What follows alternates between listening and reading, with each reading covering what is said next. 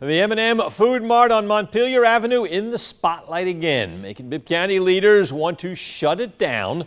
Jessica Cha is live at the store on Montpelier Avenue to tell us more about an emergency court order. That's right, Frank. I was in court all day and I watched it all go down. But essentially, prosecutor, County Attorney David Cook says that store owners have violated multiple court-ordered regulations that they had to agree to in order to reopen. Essentially, he says that the store is a breeding ground for crime and the only way to stop it is to shut it down. Bibb County Sheriff Sergeant Santel Smith testified about alleged criminal activity at M&M Food Mart. When we talk about 2760 Montpelier Avenue, a little bit less called an open air drug market. Smith says the mart is a hub for selling narcotics and other drugs, which naturally attracts other crimes. Noise, disorderly conduct, begging or panhandling, loitering, vandalism, and drug usage. Smith says they've gotten complaints about the M&M since it's reopened in March. 911 received a call of a panhandler with a knife. The vehicle approaches fires into the crowd of people.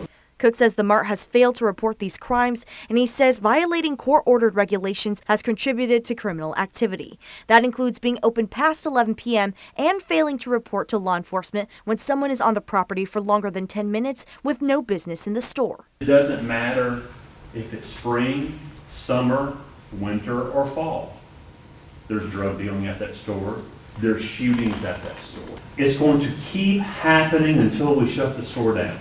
Defense attorney Brian Gerard admits the store hasn't followed regulations perfectly, but he says the Bibb County Sheriff's Office has been video monitoring the store in real time since March. He says the response has been ineffective.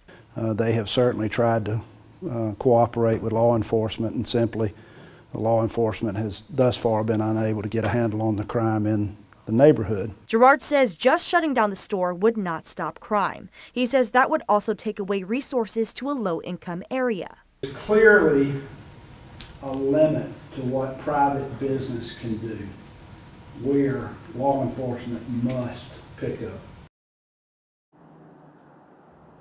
To close out the court date, prosecution is essentially looking for the store to be fully closed until the final hearing, and then the defense is looking to keep the same court-ordered regulations with maybe a new time to close, which would be 8 p.m.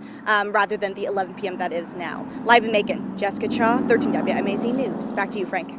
Thank you, Jessica. The court ordered the M&M Food Mart to close last September after the county called it a center for serious criminal activity, but a judge later reopened it under certain conditions.